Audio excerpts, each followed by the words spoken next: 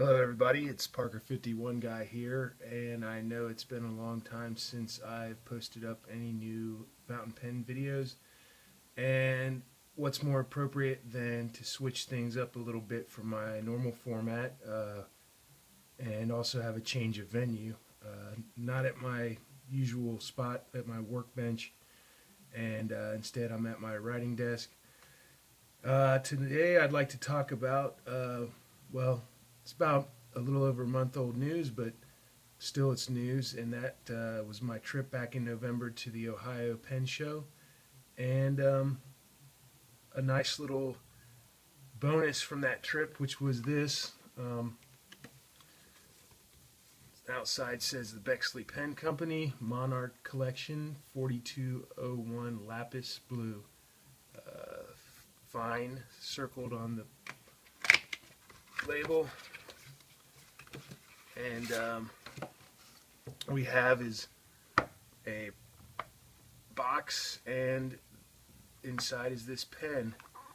I came about getting this pen because it was kindly donated by the owner of the Bexley Pen Company from Columbus, Mr. Levy, and it was a door prize, and as fate would have it, I was the lucky winner when my name was drawn out for the prize. This pen is a design inspired by classic flat tops, obviously. Color's great. It's a deep, dark, striking blue, and it has the gold accents. It unscrews and reveals a nice two-tone stainless nib with Bexley logo on it. This one, as it said, was a fine. When I went to go thank Mr. Levy for the donation of the prize, I also purchased a medium nib unit. I already had another Bexley pen, and it has a broad nib, so I figured I'd round out the widths on these nibs. It's pretty easy to swap them. You just grip and then unscrew it just like you would. It's left hand loosening, and the threads will come out.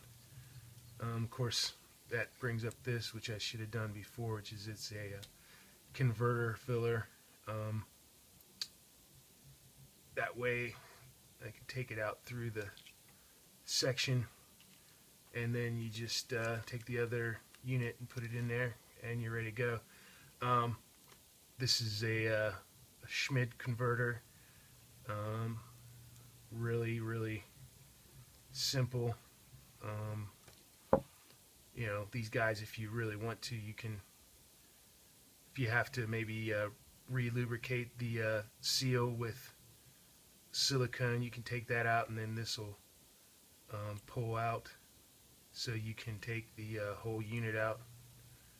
And actually, it'd be better if I brought that back up. Then you can take it out of there and lubricate the edge of that so that it seals correctly. That cover is threaded, so it'll retain that in there when you turn it forward and back. This nib is a nice, smooth, fine line. I filled it with some of the new lightning blue diamine shimmering ink, the Shimmertastic, and because it's a fine, you don't really get the the effect of the shimmer as much, but you can see it if you look at it in the right light.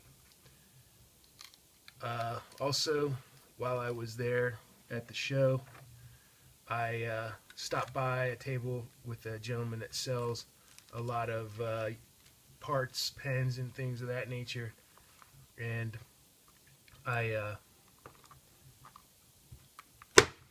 was lucky enough to acquire He had a lot of Parker 21s, which essentially is a low-cost Parker 51 that came out, I guess late 50s, early 60s. I got enough parts to do 2 pens for just $14. One was $6 and the other $8. Surprisingly, this Super 21 here, I only had to pay $6 for the parts for that, and in my opinion, I like it better than the normal 21, which the Super 21 has pretty much the same hooded circular nib as a Parker 51. It has an open filler cover, basically like a Parker 51 Special or some of the demis. The nib, smooth as butter. This is a fine. The other one, the regular Parker 21, which is kind of like an open nib except it has a hood over it, was actually an accountant nib. It was super hairline thin, and actually that's now my brother's pen because he likes a very fine line. The pen itself is really got a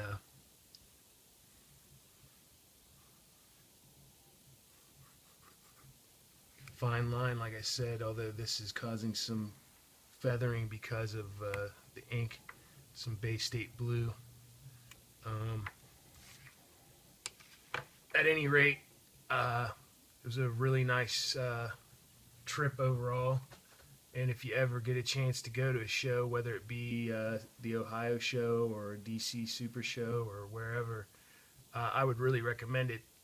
You can find a lot of knowledgeable people and a lot of people passionate about fountain pens to share your interests with, and you might just find some good deals, and if you get lucky like I did, you might win something. So once again, sorry about the long time between videos, but I have some things in the works here where I plan to do some work on some pens, as these are all pens that I am purchasing for myself. That my limitations on the subjects for the videos are based on what I can acquire and obviously how much I can spend for the items I get. That being said, upcoming in the works, I'm going to be doing some restorations on a Skyline, an Eversharp Skyline, and as well as 2 duofolds, vintage, probably mid to late 30s duofolds, which I'm really excited about. I got the sacks I needed for them and everything else, so watch in the coming days and weeks for those videos. Obviously, like if you enjoy the video, and I will also look forward to any comments you have, and I try to answer them as I am able. And once again, thanks a lot, and look for some more videos.